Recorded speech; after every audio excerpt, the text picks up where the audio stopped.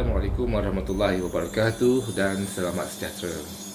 Saya Muhammad Rostan Effendi bin Ismail atau panggil saya Cikgu Rostan. Saya akan mengajar kelas biologi anda. Sebelum itu, bagilah saya kenalkan kepada anda apakah itu subjek biologi. Subjek biologi merupakan salah satu subjek sains dalam aliran sains yang akan anda pilih, yang digabungkan dengan subjek kimia, matematik tambahan dan juga pengajian am, seterusnya mata pelajaran MUN. Bagi pelajar yang mengambil mata pelajaran biologi, mereka akan mengambil kombinasi subjek ini.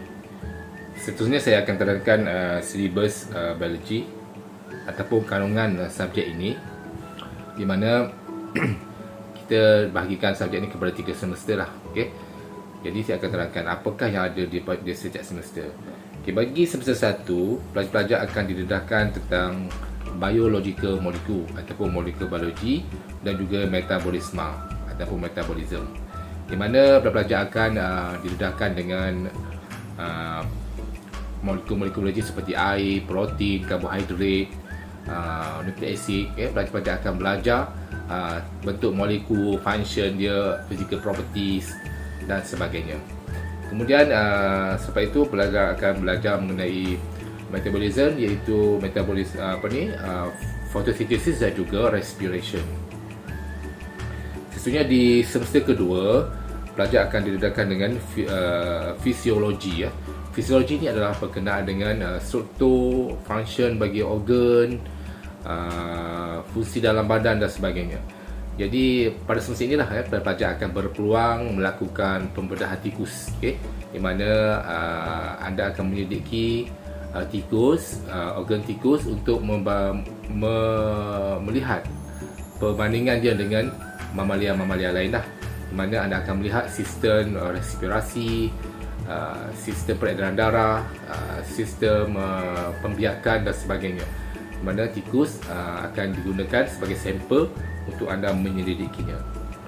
Bagi semester yang ketiga, silibusnya akan bertumpu kepada ekologi dan juga genetik, di mana pelajar akan didedahkan bagaimana biodiversity, tentang ekosistem dan seterusnya mengenai genetik seperti Mendel. Dan yang paling menarik adalah ada juga akan didedahkan dengan pengetahuan tentang bioteknologi, pendedahan awal tentang bioteknologi, iaitu bagaimana anda ingin melakukan gene isolation ataupun pengasingan jin yang menarik minat anda untuk anda lakukan, anda hasilkan produk seperti insulin dan sebagainya.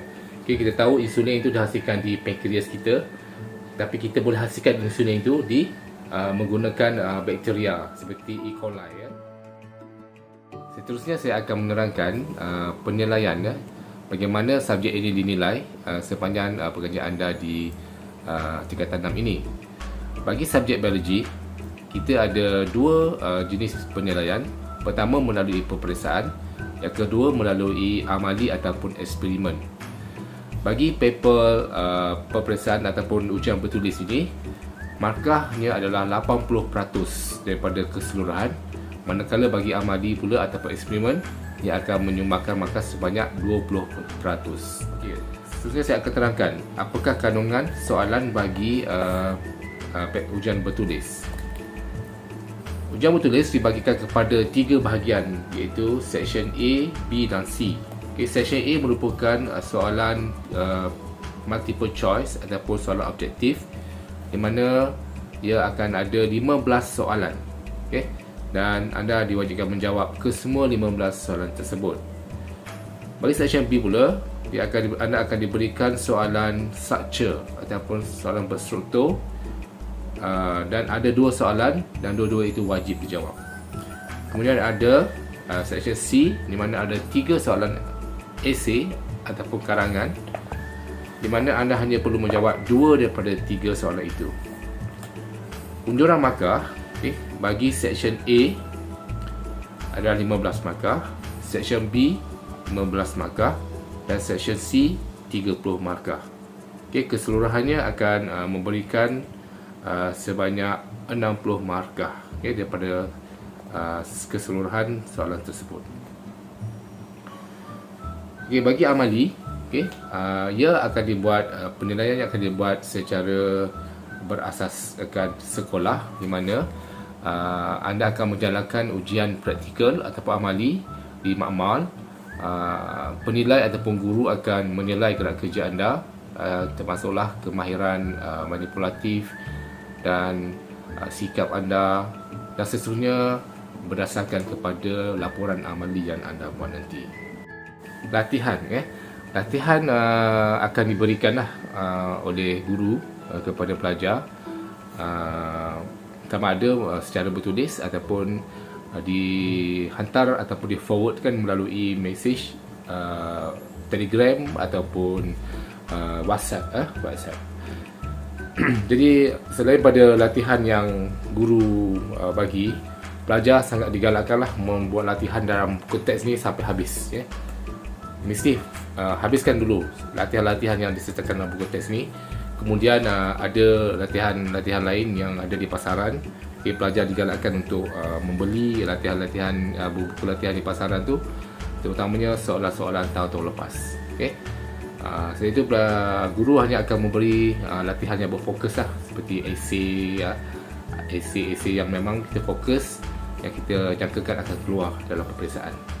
Jadi strategi esei ni sangat penting sebab esei menyumbang markah yang paling tinggi dalam ujian bertulis, iaitu 30 markah, berbanding soalan struktur yang hanya 15 markah, dan juga soalan subjektif juga 15 markah, yang kalau tidak dapat menjawab soalan tersebut, dia tidak akan menjejaskan sangat. Tetapi kalau esei kita tak mampu menjawab satu daripada 3 soalan tu, 2 soalan wajib tu ataupun 2 soalan yang wajib jawab tu, tidak kehilangan separuh markah. Sebenarnya saya ingin menjawab persoalan yang biasa ditanya oleh pelajar-pelajar sekalian tentang subjek biologi ni. Antara soalan yang paling kerap ditanya adalah, adakah subjek biologi ni satu subjek yang susah? Pada pendapat saya lah, pada pemerhatian saya terhadap pelajar saya lepas, biologi ni senang difahami,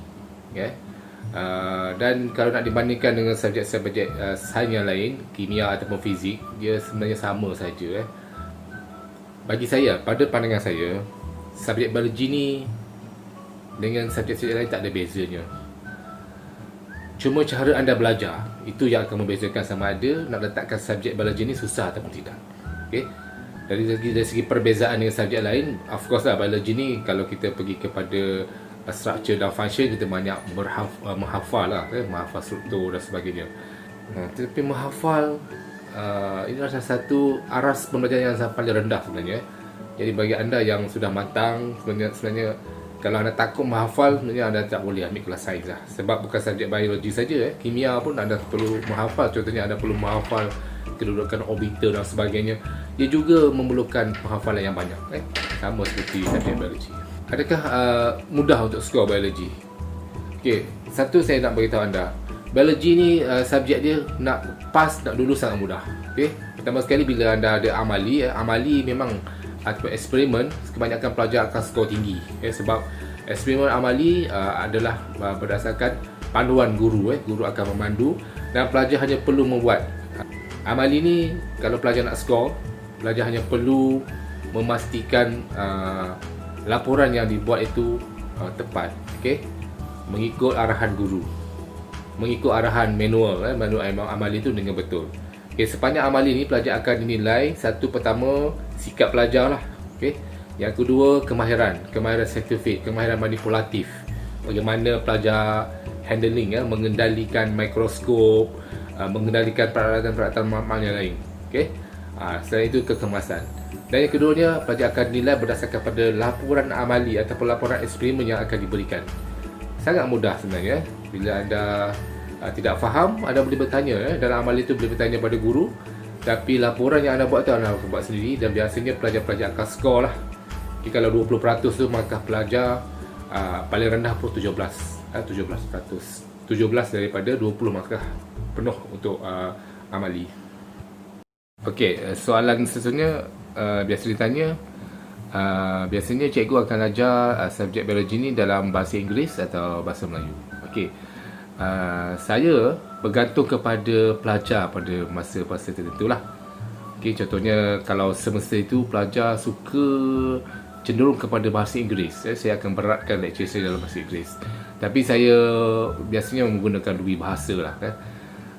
Lagi mudah untuk difahami dan untuk penerangan tu lebih jelas lah kalau saya menggunakan dua bahasa. Saya tak boleh guna straight bahasa Melayu sahaja. Bahasa Melayu saya tak boleh sebab banyak istilah-istilah biologi ini menggunakan bahasa Inggeris. Jadi biasanya lecture tu saya akan sampaikan dalam bahasa Inggeris dan dicampur-campur lah dengan bahasa Melayu dari segi penerangannya. Begitulah ya. Dan nota daripada buku teks ni mesti memang dah dalam bahasa Inggeris juga memang dalam bahasa Inggeris. Jadi memang pelajar akan memahami lah lecture menggunakan bahasa Inggeris berbanding dalam bahasa Melayu actually. Okey, apakah bidang kerjaya bidang kerjaya yang akan pelajar dapat buat bila pelajar tamat tingkatan 6 ni di aliran biologi? Antaranya yang paling famous adalah bidang profesional lah, seperti doktor, dentist atau doktor gigi, ahli farmasi, dan banyak lagi sebenarnya. Bukan saja profesional yang kita harapkan daripada pelajar biologi ni ambil. Bidang-bidang lain seperti biotech, bioteknologi sendiri, di mana kita masih lagi berada di era biotech sekarang ni, di mana ia boleh menjanjikan pulangan yang sangat besar kepada sumbangan dan pulangan yang sangat besar kepada kita pada hari ini. Contohnya di bidang perubatan hari itu, kalau kita tengok masa COVID-19 hari itu, orang-orang biotech mereka boleh menggunakan teknik bioteknologi untuk memastikan vaksin. Itu telah menghasilkan pendapatan yang sangat tinggi. Selain daripada itu, bioteknologi juga akan memberi sumbangan kepada kemajuan sumber biologi bagi manusia, seperti makanan, sumber perubatan daripada tumbuh-tumbuhan dan sebagainya. Biologi ni sangat luas, bidang ni sangat luas, bidang-bidang yang ditawarkan di universiti. Okay, jika anda tidak minat bidang profesional, anda mungkin boleh menjadi tenaga pengajar, sama ada menjadi guru ataupun pensyarah di universiti-universiti dan melakukan penyelidikan dalam bidang bioteknologi ini. Jadi saya maklum-alumkanlah semua pelajar yang aliran sains yang berkelayakan supaya ambillah subjek biologi ni, okay? Dan saya pasti anda boleh lulus dengan baik, okay? Dan skor cemerlang untuk subjek sains biologi. Jadi saya maklum-alumkan semua pelajar-pelajar baru, okay, untuk mengambil subjek biologi. Okay,